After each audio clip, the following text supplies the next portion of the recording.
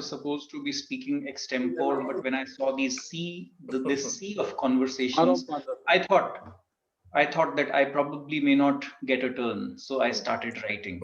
And I was just about to send to Payal when my name was announced. Yeah. So I'm too fortunate, and I'll, in the interest of time, quickly read it rather than say extempore. So I would say values are invisible, but people portray these. By looking at them, we learn to sense and experience how invisible phenomena works in daily life. He was truly the epitome of love, compassion, and sincerity, true to his name. Here I would quote one of great Buddhist scholars of Japan who had said, think of a small tree under a large one, or grass by a great river. They do not receive rain or water directly. They nonetheless thrive, partaking from the large tree or drawing moisture from the river. I would say that I am fortunate to experience this in my life, at my work, in running my own practice, interactions with him, and just observing him was in itself a repository of lessons in running an organization by making everyone feel cherished. The other thing I would like to mention is that his very persona displayed the meaning of gratitude. He would always be thanking everyone as though they had done something great, and I would wonder, what have I done? Having been a student of his classes at SPA, he was truly the first person to enable developing a concern for services that run through architecture. At the same time, engineering is an art too, was something that I took away from him. I learned what it meant to be passionate and how does one reach the hearts of people who you address.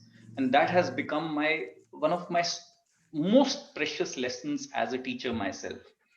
And when at the project where we had a good fortune of working together, it was the North South University at Dhaka. That was an experience above all in seeing and feeling his protection. He took personal responsibility of me, the youngest member of the team, whether it was safeguarding my professional interests or at the personal level. And twice we traveled together to Dhaka. When he got to know of my son, who was a toddler, he made sure to invite us at every possible place where Giant Yash would be there.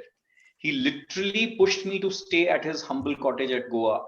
Two of my stays there are most memorable. And when I looked at the nameplate the first time I went to Goa, I understood what being a father meant. So the house was called Payal.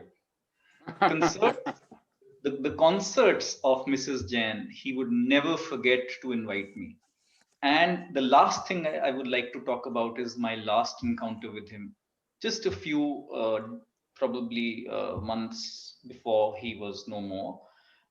It was again at SPA, outside the elevator, where it was a chance encounter. And he just said one thing, that I am so happy that you are still teaching. And there I took a promise that no matter what happens, my vow is that as long as I live, I would learn and I would teach. Thank you so much. Thank you, and take